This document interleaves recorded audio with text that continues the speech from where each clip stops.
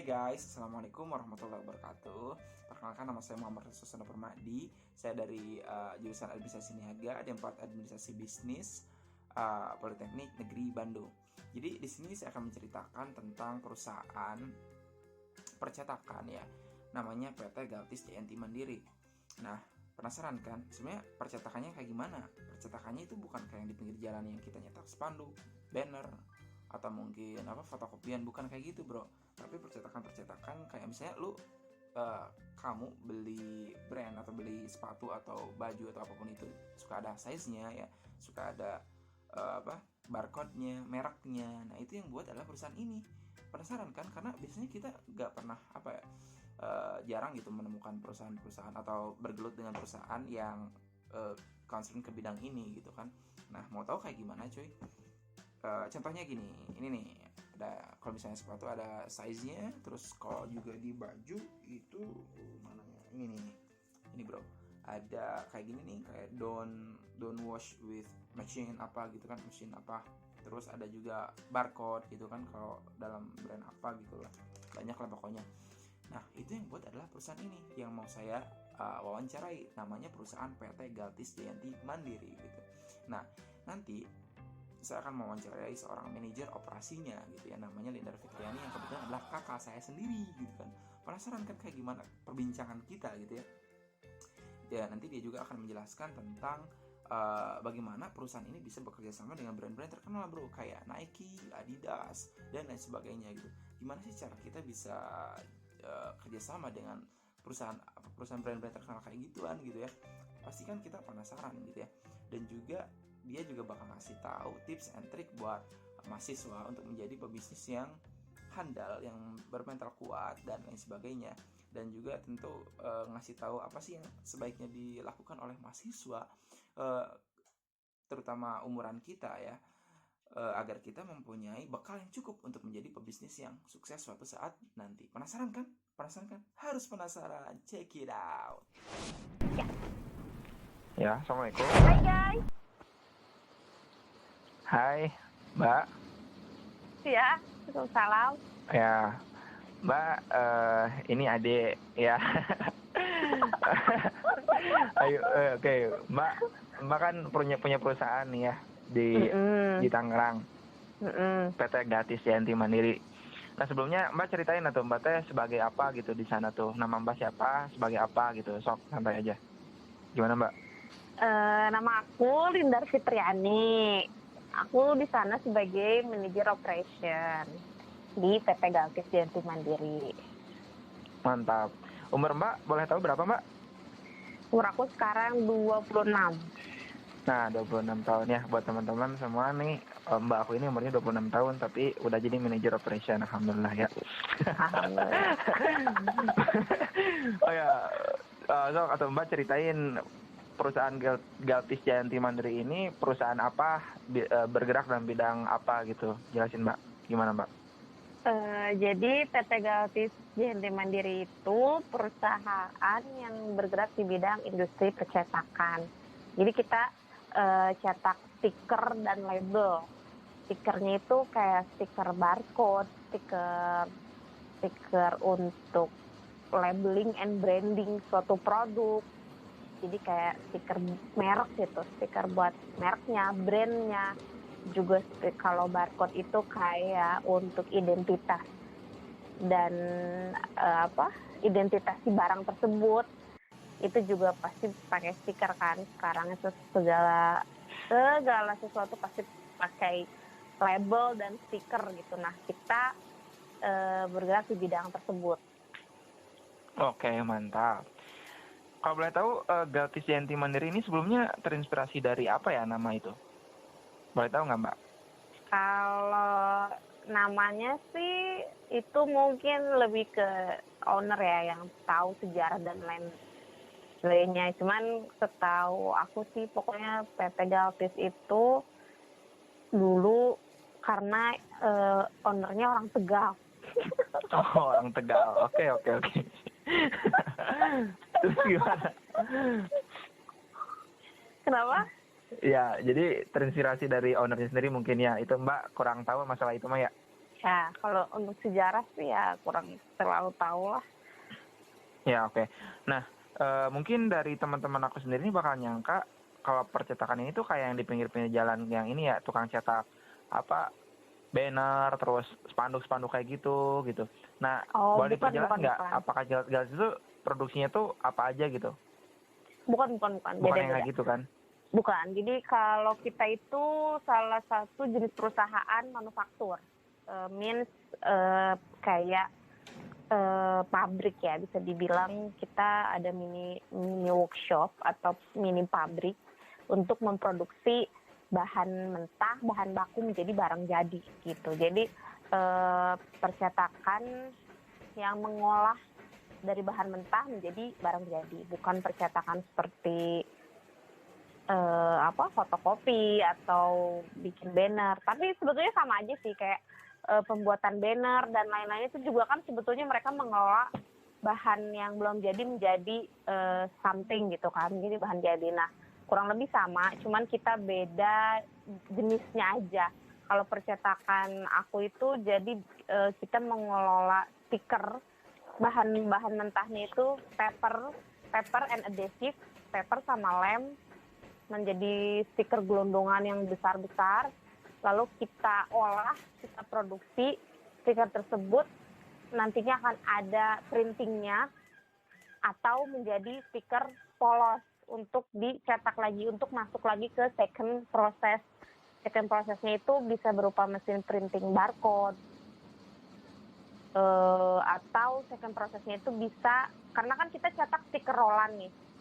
Untuk saat ini, industri-industri besar itu dalam penempelan label dan stiker itu mereka menggunakan mesin kan, nggak manual, itu udah otomatis. Nah, jika mau pakai mesin otomatis itu harus pakai label berbentuk rolan, nggak bisa sheet. Nah, itu kita spesialisnya di situ. Jadi kita ada speciality-nya lah gitu. Kita fokus concern di stiker rollnya ini. Jadi sehingga ketika udah beres dari kita nih, akan masuk lagi ke second prosesnya, yaitu ke mesin untuk penempelan si labelnya itu. Jadi kalau misalkan kayak botol, contohnya deh botol saus ABC, itu kan ada stiker untuk brandnya ya, yang tulisan ABC, saus sambel. Nah, itu kan mereka penempelannya itu nggak mungkin dong manual, karena kan mereka udah produksi ibaratnya ribuan piece atau ratusan ribu piece gitu. Jadi mereka harus menempelkan si brand, si labelnya ini biar auto kan. Nah, kalau mau otomatis itu ya si stikernya atau si labelnya itu harus dalam bentuk rolan, karena supaya bisa masuk ke mesin penempelan gitu. Iya, mantap. Berarti sangat berbeda ya dengan ekspektasi orang-orang yang perusahaan percetakan berarti kayak orang-orang di pinggir jalan gitu, kayak Max Print kayak gitu ya. Nyetak spanduk kayak gitu. Oh, berarti sangat berbeda gitu ya. Nah, buat ini juga info buat teman-teman, ini beda gitu. Jadi ya seperti dijelaskan tadi, lebih lebih berat juga mungkin ya Bu ya. Bu lagi Mbak ya. Lebih ya, menurut saya sih lebih profesional mungkin ya perusahaan perusahaan Mbak ini gitu. Oh ya. Ya bisa dibilang gitu. Kita kalau gini, kalau misalkan kayak percetakan di pinggir jalan, mereka itu jenis perusahaannya adalah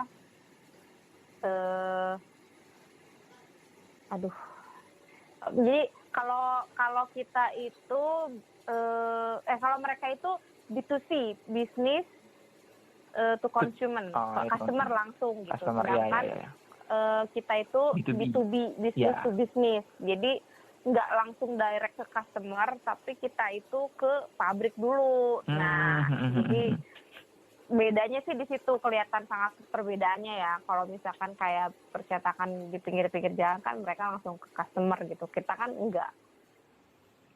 Iya, benar. Oke, oh iya Mbak, sebelumnya kan aku pernah dengar juga ya dari Mbak tuh pernah bekerja sama brand-brand yang terkenal kayak Nike, apa gitu lah Mbak pernah cerita kayak gitu. Nah, tapi boleh diceritain lagi nggak brand-brand terkenal apa yang Mbak dulu pernah bekerja sama mereka gitu? Kita sih pernah supply untuk brand-brand yang ternama, salah satunya Nike, Adidas, Converse, terus sekarang juga lagi kerjasama dengan Uniqlo, GIP, Giu, masih Adidas juga. Banyak ya? Ya. Itu berarti Lumayan. Mbak membantunya dalam yang itu kayak si mereknya itu stiker bukan stiker gimana Iya, brandnya iya, itu percetakan brand itunya gimana ceritain? Kita supply stikernya, jadi mereka kan pasti banyak penggunaan stikernya kan, kayak ya salah satunya ini deh Uniqlo deh, baju kan di baju baru itu pasti ada stiker size-nya dong. Dede suka lihat kan yang stiker size yang S, L, yang transparan stiker itu loh yang ditempel di baju. Iya, tahu. Nah itu kita yang bikin, kita yang produksi. Terus hang tag-nya, tag price-nya, price tag-nya tahu kan yang ada harganya. Itu juga kita produksi. Tuh, terus itu mantap banyak deh pokoknya. Terus identitas di pakaiannya tuh yang bahannya nilon tuh yang do not washing in the machine, kayak gitu-gitu. Iya, yang suka nah itu juga itu juga kita produksi banyak sih. Kalau untuk di sepatu kan kayak di lidah sepatu tuh pasti ada keterangan size-nya, size Euro, size US, size Indonesia misalkan. Nah itu pasti ada keterangannya kan, itu misalkan pakai bahan nilon. Terus di box-nya tuh, box sepatu pasti ada stikernya kan untuk si label barcode-nya. Itu kita yang supply, kayak gitu. Iya. Bentar nih, kalau yang aku perhatiin nih Mbak ya, berarti kalau misalnya Mbak udah bekerja sama dengan brand-brand terkenal gitu, dengan produksi yang banyak tentunya ya, pasti wah income buat perusahaannya juga pasti gede kan ya gitu ya. Nah ini kan jurusan aku ini bisnis juga ya, berkaitan sama bisnis gitu. Nah, boleh nggak Mbak ceritain cara kita bernegosiasi atau gimana ya, cara kita bisa bekerja sama dengan perusahaan-perusahaan kayak gituan gitu, kayak Nike, kayak Adidas, kayak gitu. Jadi faktor apa yang membuat kita tuh bisa lebih diterima oleh mereka gitu? Apakah branding dari perusahaannya, atau mungkin cara kita bernegosiasi atau gimana? Coba bisa jelasin nggak Mbak?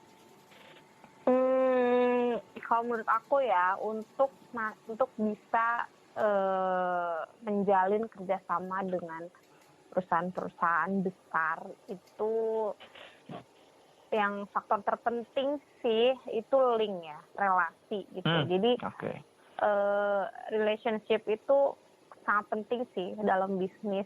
Jadi gimana caranya kita itu harus punya banyak link atau relation dengan banyak orang mungkin ya, karena itu yang akan mempermudah kita untuk masuk ke brand-brand atau perusahaan-perusahaan besar gitu. Karena memang nggak mudah kalau misalkan hanya mengandalkan instan. Walaupun bisa aja sih ketika memang perusahaan kita punya kualitas yang bagus gitu. Dengan arti kata perusahaan kita juga sudah mempunyai brand besar, nama yang besar, mungkin tidak akan sesulit kalau kita masih merintis gitu untuk bekerja sama dengan mereka. Tapi kalau misalkan masih merintis ya lebih mengandalkan link sih, relation atau konvensional marketing, cari info, marketing menawarkan produk, terus presentation, banyak cara lah untuk bisa menembus brand-brand besar atau perusahaan-perusahaan besar. Oke, seperti itu ya berarti. Terus gini Mbak, kalau yang aku perhatiin tadi kan Mbak ini udah banyak kerjasama dengan produk-produk yang terkenal, terus produksinya juga pasti udah banyak juga kan perusahaan Mbak ini.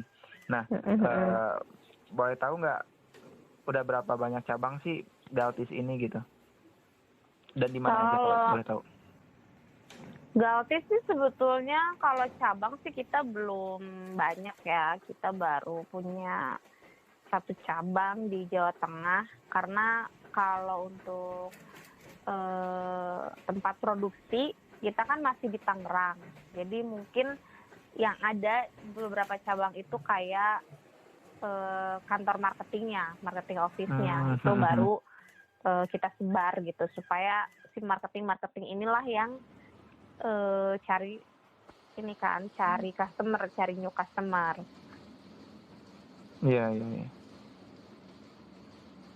Oke, berarti kalau karyawannya sendiri deh Mbak, karyawan sendiri kira-kira berapa Mbak? Kalau karyawan sih kita belum banyak ya, masih 10-20 orang lah. Oke. Nah tadi kan itu kita ngebahas tentang perusahaan Mbak sendiri ya. Nah sebagai Mbak juga kan orang yang concern dalam bidang bisnis juga gitu Mbak. Nah aku mau nanya dong tentang bisnis nih. Gimana sih mental seorang pebisnis seharusnya gitu? Kan kebanyakan dari kita, seperti yang aku juga pernah alami Mbak, aku pernah jadi reseller tapi bukan bangkrut, gak ada yang beli. Jadi gak jadi gitu kan. Nah kalau mental seorang pebisnis itu harus kayak gimana sih gitu biar bisa sukses gitulah.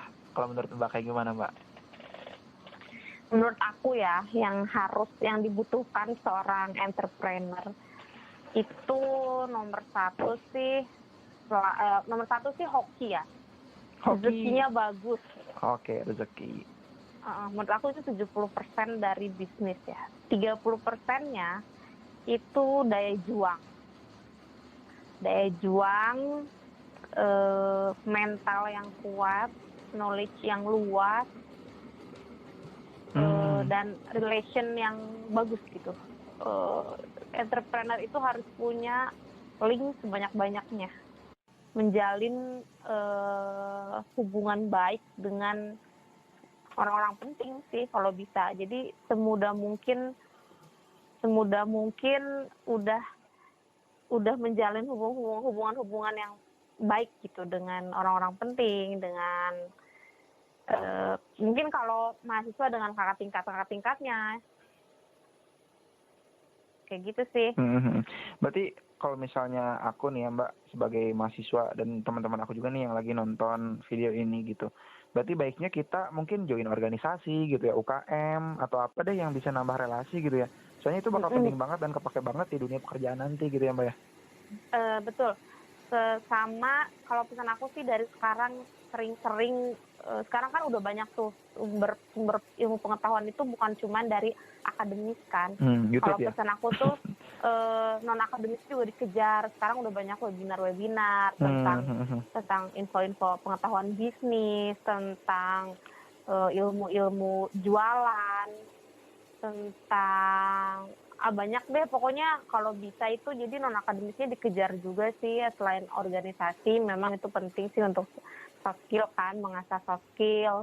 Terus kemampuan persuasifnya itu lebih diasah lagi karena dalam bisnis kalau kita lemah persuasifnya ya nggak bisa menggait customer. Karena salah satu yang bikin customer mau kerjasama dengan kita kan ketika kita bisa gimana caranya kita bisa merayu mereka gitu. Jadi salah satu personal skill yang harus diasah adalah ilmu persuasifnya sih. Gimana caranya merayu orang. Belajar merayu ya nampaknya. Ayo Mbak, ya, aku sekalian mau nanya nih. Kan mungkin banyak nih mahasiswa yang agak bimbang ya, bukan bimbang ya. Mungkin sebenarnya sih ini kewajiban ya kalau menurut aku, antara akademik, antara kita belajar gitu di jurusan kita, di prodi kita gitu, dengan organisasi gitu. Nah sebenarnya kalau misalnya di dunia pekerjaan itu sendiri yang lebih penting menurut Mbak tuh yang mana sih? Atau itu harus diseimbangkan gitu antara akademik dan juga soft skill sendiri gitu? Menurut aku sih kalau bisa sih dibikin balance ya, karena seorang pebisnis, seorang entrepreneur juga jelas tadi aku bilang juga butuh knowledge yang luas gitu. Tanpa knowledge juga kalian akan susah lah bersaing dengan entrepreneur yang sukses di luar sana gitu. Jadi untuk akademisnya jelas sangat dibutuhkan ya. Cuman selain akademis juga kalau untuk bisnis sendiri itu soft skill itu benar-benar sangat penting sih menurut aku. Jadi kayak 40-60 sih. Jadi menurut aku kayak itu soft skill itu salah satunya kan kemampuan kita. 60-nya apa nih? Soft skill atau akademik? soft skill sih kalau menurut aku. Soft skill. Okay. Jadi kayak kemampuan kita merayu orang, kemampuan kita untuk memanage si bisnis itu sendiri, kemampuan kita mengatur karyawan kita, kemampuan kita ya leadership salah satunya itu kan penting banget sih kalau kita sebagai entrepreneur. Leadership, terus banyak deh kalau organisasi mungkin bakal banyak deh pengetahuan dari situ, ilmu-ilmu dari situ itu nantinya yang banyak teraplikasi di si bisnis itu sendiri kalau dari pengalaman aku. Oke. Nampaknya udah ya pertanyaan dari aku Mbak. Mungkin apa ya, pesan dari Mbak lah sebagai orang yang mungkin bisa dikatakan udah di atas ya, udah jadi manajer operation gitu ya. Boleh kasih pesan nggak sih buat orang-orang yang atau mahasiswa nih yang baru ngerintis bisnis gitu, pesan Mbak untuk mereka tuh apa gitu? Dan aku sih harus mahasiswa sekarang itu, generasi sekarang itu harus punya mental yang kuat, mental yang nggak cepat atau mudah menyerah.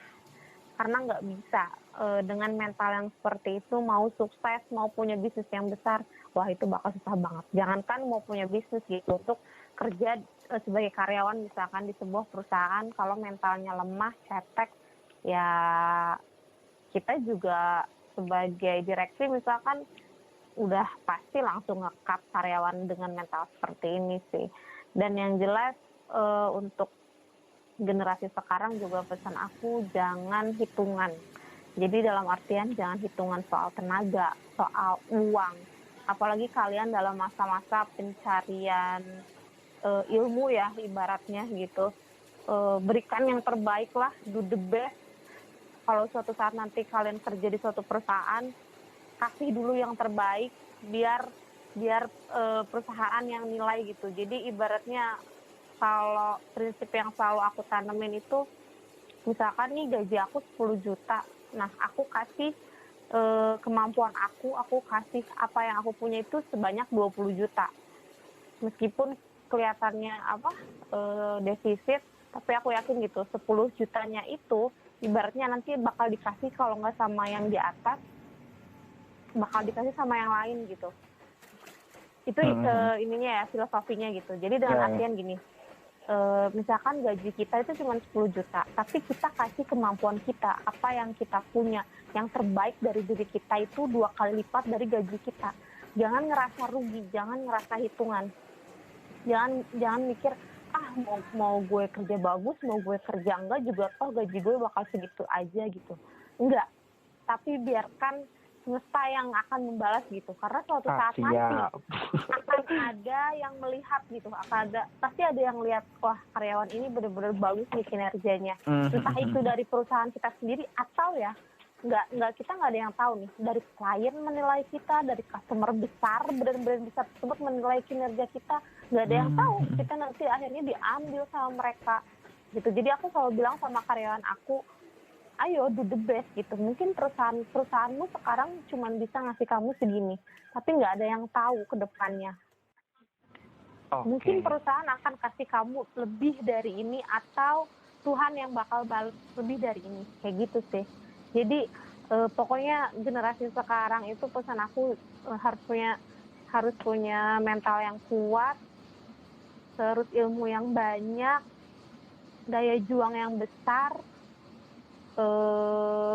Ya jangan perhitungan sih, itu aja sih. Oke, mantap sekali ya. Jadi intinya ya kita be the best version of ourselves gitu ya. Jadi versi terbaik dari diri kita, terus do our 100%, berilah 100% dari diri kita, do your best.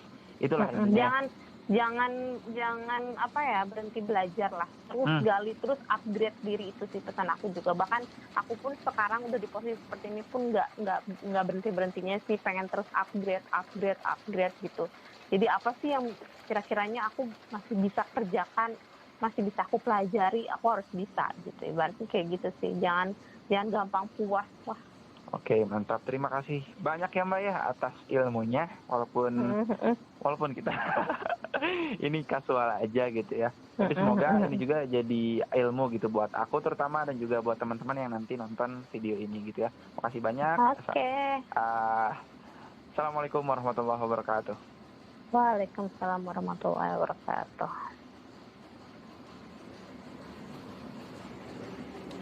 Ya, jadi kayak gitu guys videonya, wawancara saya dengan kakak saya sendiri. Jadi intinya perusahaan ini adalah perusahaan yang bergerak dalam bidang percetakan, yang bukan percetakan kayak spanduk banner kayak gitu, bukan ya, tapi percetakan barcode, terus merek, terus yang ada size, label, dan lain sebagainya gitu. Intinya sih perusahaan ini menurut saya sangat menarik ya, karena jujur aja sebelum saya tahu Mbak saya kerja di bidang percetakan kayak gitu, saya nggak tahu kalau ada ternyata perusahaan yang khusus menangani hal-hal kayak gitu. Taunya ya udah, kirain saya tuh yang buat ya misal nih Nike buat size L gitu, kirain saya yang buat mereka. Oh ternyata enggak ya, ada perusahaan khusus gitu. Dan juga salah satu yang menarik menurut saya adalah cara kita bernegosiasi, atau mungkin bisa bekerja sama dengan brand-brand terkenal gitu ya, brand-brand terkenal sekalipun, sekaliber Nike, Adidas, Converse dan lain sebagainya gitu, Uniqlo tadi, dan banyak hal gitu ya, banyak merek yang brand terkenal menurut saya. Dan itu gak gampang loh cuy buat kerjasama dengan brand-brand kayak gituan gitu ya. Nah salah satunya yaitu relasi tadi kan, dan juga tentu persuasi kita, katanya cara kita berorganisasi dan lain sebagainya gitu. Nah terus tadi sih relasi poin yang paling penting menurut saya. Nah relasi ini sebenarnya bisa kita dapetin kalau kita banyak teman, join organisasi salah satunya gitu ya, join organisasi, ikut UKM, ataupun apa deh yang bisa nambah teman gitu ya, tambah relasi. Karena sih dia juga pernah cerita kayak gini bro, suatu saat dia kebingungan mencari order ya, dulu deh waktu kebingungan mencari order itu gara-gara relasi gitu. Ternyata ada salah satu kakak tingkatnya dari Polban juga, tapi gara-gara dia nggak kenal gitu, jadi relasinya kurang, jadi nggak ada. Biasanya kan kalau misalnya kita sama teman tuh penawaran harga bisa lebih enak gitu ya, kerjasama bisa lebih enak, terus harganya bisa dinegosiasikan gitu ya, kalau misalnya sama teman, apalagi teman dekat gitu kan ya. Nah itu salah satu fungsi relasi gitu. Nah mungkin buat kita yang sekarang, aku terutama yang kita ya semester 1, mumpung baru semester 1, bisa menjalin relasi kita, entah kita ikut join organisasi, atau mungkin ikut UKM, atau mungkin ya organisasi-organisasi lain ya, di himpunan juga nggak apa-apa, yang bisa membangun relasi kita. Dan jangan lupa juga dengan kakak tingkat juga ya, karena itu penting, mereka yang nantinya duluan bekerja gitu, siapa tahu nanti kan kita yang dikait sama mereka gitu ya, diciduk sama mereka menjadi salah satu karyawannya, atau mungkin manajernya, mungkin kakak tingkat kita yang jadi bos gitu, atau mungkin kita yang jadi bos gitu ya. Gak ada yang tahu, tapi intinya adalah relasi kuat banget. Dan juga tadi daya juang teman-teman ya, daya juang yang harus kuat, jangan lembek, jangan cepat menyerah gitu ya. Berikan 100%, do your best, do your 100%, and be the best version of yourself. And then jangan lupa tadi 70% adalah hoki katanya, rezeki. Berarti salah satunya kita berdoa kepada Allah, kepada Tuhan kita masing-masing, berdasarkan kepercayaan Anda masing-masing gitu. Berdoa yang paling penting juga, 70% bahkan tadi ya menurut kakak saya 70% sebagai penentu dari kesuksesan. Karena ya emang sih kadang kita udah banyak ilmunya, terus daya juang kita udah tinggi, tapi gak sukses-sukses gitu, padahal udah lama juga, udah 10 tahun, 15 tahun, tapi gak sukses-sukses. Nah itu salah satunya adalah faktor hoki gitu. Makanya tadi disebutkan hoki itu 70% kata dia gitu kan. Ya make sense sih kalau menurut saya, karena banyak juga orang-orang yang gak sukses padahal udah banyak ilmunya, udah daya juangnya juga udah tinggi gitu kan ya. Nah berarti berdoa kepada Tuhan kita, dan daya juang kita harus tinggi, luaskan knowledge kita gitu dengan belajar serius di akademisnya, dan juga tadi relasi penting. Ya mungkin itu ya teman-teman yang bisa saya sampaikan di pertemuan kali ini. Semoga bermanfaat buat teman-teman semua, menjadi motivasi gitu untuk kita semua bisa berjuang dan mencari ilmu gitu, akan selalu haus akan ilmu apapun itu, dan tentunya menjadikan kita menjadi seseorang yang terus menggali potensi diri kita. Itu sih yang paling penting, gali potensi, kembangkan diri, dan banggakanlah negeri. Mantap sekali ya. Terima kasih. Wassalamualaikum warahmatullahi wabarakatuh.